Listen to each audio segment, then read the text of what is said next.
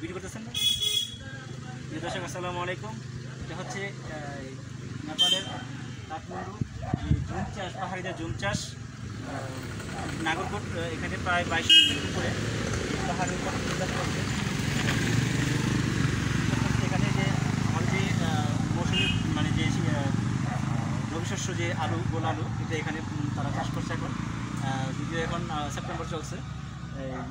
তারপরে ভুট্টা আছে, ধান আছে, সব ধরনের ফসল তারা করছে। আপনারা দেখেন খুব সুন্দর জায়গা। ওখানে 5-এর মধ্যে একটি দিন 5।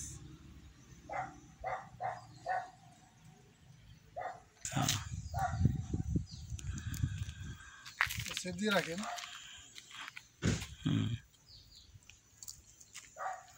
অসাধারণ দৃশ্য।